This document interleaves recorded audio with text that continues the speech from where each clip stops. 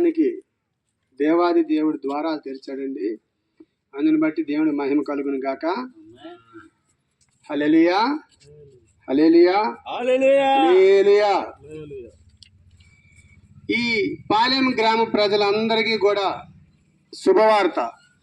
యేసుక్రీస్తు ప్రభువుల వారు మీ ఊర్లోకి వచ్చాడు, మీ వీధిలోకి వచ్చారు, మీ ఇంటి ముందుకు కూడా వచ్చారండి. మీతో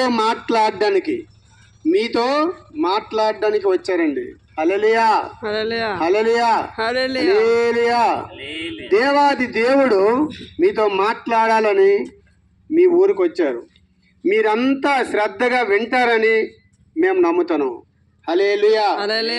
దేవాది దేవుడు మాట్లాడేటప్పుడు మనము ఏం చేయాలండి? వినాలి.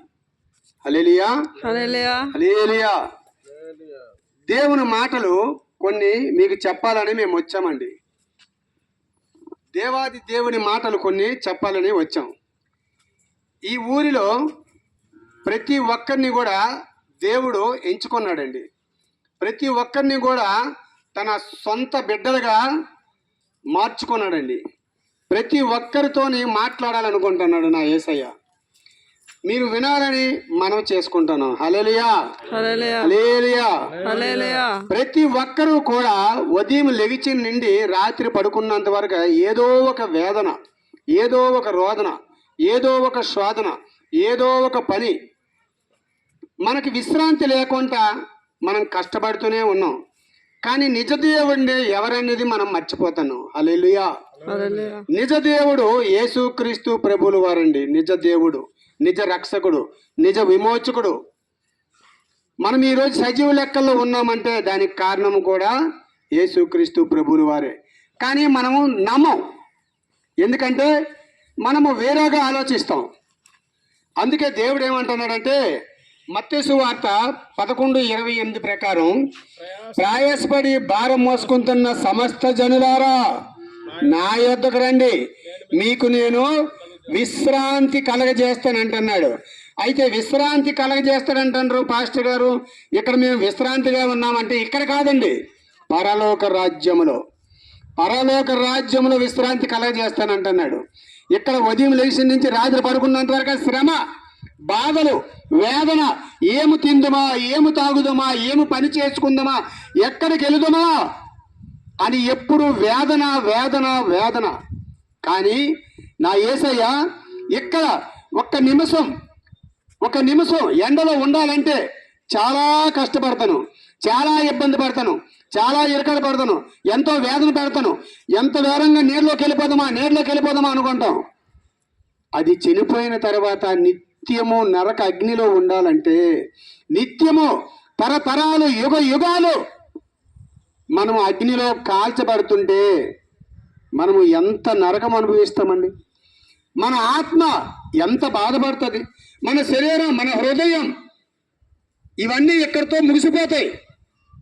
కానీ మన ఆత్మకి మరొక జన్మ అంటూ ఉందండి. ఆ జన్మ లేకుండా మనం చేసిన కర్మాలకి, మనం చేసిన పాపాలకి అది ఎప్పుడు నరకములోన మండుచునే ఉంటుందండి. అట్లా కాకుండా మీరు పరలోక రాజ్యానికి వారసులు అవ్వాలి అంటే రండి. ప్రయాసపడి భారం మోసుకుంటున్న సమస్త జనులారా నా యొద్దకు రండి, నేను మీకు విశ్రాంతి కలగజేసేద్దును. పరలోక రాజ్యములో దేవదూతలు వారి చేతుల మీద మిమ్మల్ని ఎత్తి పట్టుకుందురు. మీరు నిత్యము ఆనందముతో, సంతోషముతో పరలోక రాజ్యములో నా కుడి పార్శ్వాన కూర్చుందురు అని దేవాది దేవుడు చెప్తున్నాడండి. ఇక్కడికి ఇంతమంది సేవకులం వచ్చామంటే మాకు మందిరాలు లేక కాదు, మాకు పనులు లేక కాదు. ఇక్కడ కొంతమంది టీచర్స్ కూడా ఉన్నారండి.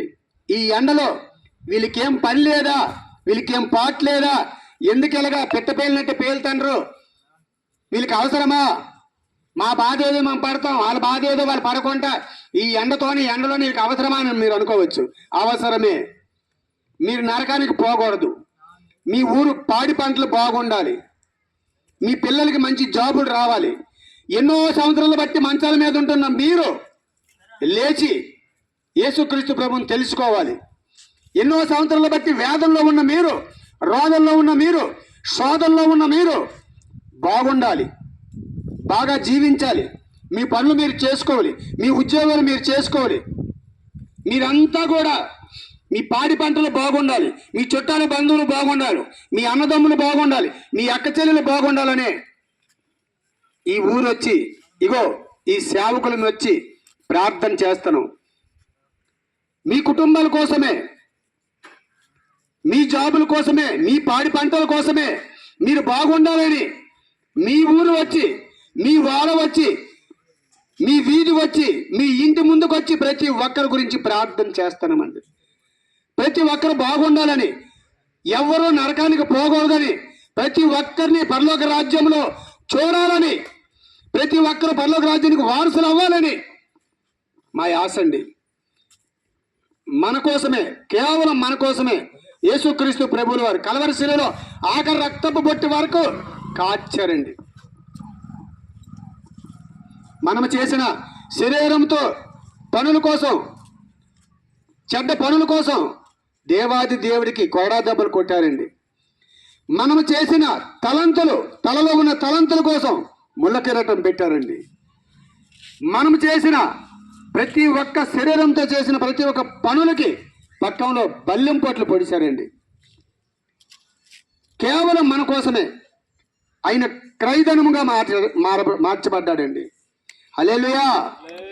యేసుక్రీస్తు ప్రభువుల వారు కేవలం అంటే కేవలం మన కోసమే, మన కోసమే, మన పాపాల కోసం, మన శాపాల కోసం, మనం చేసిన అవరోధాల కోసం, మనం చేసిన ప్రతి ఒక్క చెడ్డ పనుల కోసం అయ్యో ఎన్నో ఎడ్లు, ఎన్నో కోలు, ఎన్నో మేకలు బలిస్తున్నామే, వాటి రక్తం ఏరులా పారుతున్నదే, అయ్యో అయ్యో ఇన్ని జంతువులు నా కోసం చచ్చిపోతానయ్యే వద్దు అనుకొని మానవ రూపము ఎత్తి మన మధ్య తిరిగి, మన మధ్యనే ఉండి మన కోసం పాపము లేనివాడండి, అస్సలు పాపము లేనివాడండి, అస్సలు దోషం లేనివాడండి, అస్సలు ఎలాంటి పాపం అంటే చేయనివాడండి. మన కోసం, కేవలం మన కోసం ఈరోజు కల్వరి శిలువలో ఆఖరి రక్తపు బొట్టు వరకు కూడా కాచాడండి. హల్లెలూయా, హల్లెలూయా, హల్లెలూయా. కేవలం కేవలం కేవలం అంటే కేవలం మీ ఊరు బాగుండాలని. అయితే మా ఊరు బాగోలేదా, మేము బాగోలేదా మీరు వచ్చి చెప్తున్నారా అని అంటే అవునండి, మనం బయటికి బాగున్నామండి, లోపల ఎలా ఉన్నాం ఒకసారి మిమ్మల్ని మీరు తలంచుకోండి. మనం మనిషిని బాగానే ఉన్నాం, నేను మనిషిని బాగానే ఉన్నాను, నాలో ఆవేశం ఉంది, ఆయాసం ఉంది, దగ్గు ఉంది, గ్యాస్ట్రిక్ ప్రాబ్లం ఉంది, కాళ్ళు చేతులు పీకులు ఉన్నాయి, కానీ మనిషిని మాత్రం చాలా బాగా కనబడుతున్నాను, వీడికి ఏంటన్నట్టుగా ఉంది. అట్లాగే ప్రతి ఒక్క మనిషిలో వీక్నెస్ ఉంది. ఆ వీక్నెస్ పోవాలంటే నా యేసయ్య మందు. హల్లెలూయా, హల్లెలూయా, హల్లెలూయా. ఈరోజు మేము వచ్చి ఇక్కడ చెప్తున్నాం అంటే కేవలం దేవాది దేవుడు అనుగ్రహం అండి. ఇంకా మాకు అవసరం లేదంటే మేమేం చెప్పలేం. ఈ వాక్యం విని, ఈ మాటలు విని ఎవరైనా సరే రావచ్చండి. మేము మారు మనసు పొందాం, మేము రక్షణ పొందాం, మేము దేవుడి మాటలు ఆలకించాం, మేము దేవుడి గురించి తెలుసుకున్నాం, పాస్టర్ గారు మాకు బాప్తిస్మం ఇవ్వండి అని అనుకుంటున్నారా? రండి. ఈ చుట్టుపక్కల ఎక్కడైనా చెరువు ఉంటే ఇగో పాస్టర్లు ఉన్నాం, 5 మంది పాస్టర్లు ఉన్నాం, సేవకురాలు ఉంది, తీసుకెళ్ళి మీకు బాప్తిస్మం ఇస్తాం, మీకు పరలోక రాజ్యానికి వారసులు చేస్తాం. హల్లెలూయా. ఈ పెద్ద వాక్యం దేవుడు దీవించును గాక. ఆమేన్. Thank you. మరి చాలా చక్కగా సుదీర్ఘంగా మరి దేవుని సందేశాన్ని ఇచ్చారు. దాన్ని బట్టి దేవునికి మహిమ కలుగును గాక. చిన్న ప్రార్థన చేద్దాం. మరి మన మధ్యలో ఉన్న ప్రేమ కలిగిన తండ్రి యేసురాజా, మీ పాదములకు వందనాలు, స్తోత్రం. ఇంతవరకు మీకు దాసుల్లో ఉండి మాతో మీరు మాట్లాడిన ప్రతి మాటను బట్టి స్తుతిస్తూ ఉన్నాం. ఇక పాలెము గ్రామాన్ని మీరు ప్రేమించి చక్కని మీ ప్రేమపూర్వక సందేశాన్ని వినిపించారు, రక్షణ గురించిన సునాదం వినిపించారు. దాన్ని బట్టి స్తుతిస్తూ ఉన్నాం. విత్తబడిన వాక్యం నీరు కట్టి నూరంతుల ఫలితాన్ని అనుకరించి మీ నామ్మునికి మీరే మహిమ ఘనత ప్రభావములు తెచ్చుకునమని, ఇంకా ముందున్న గ్రామాల్లో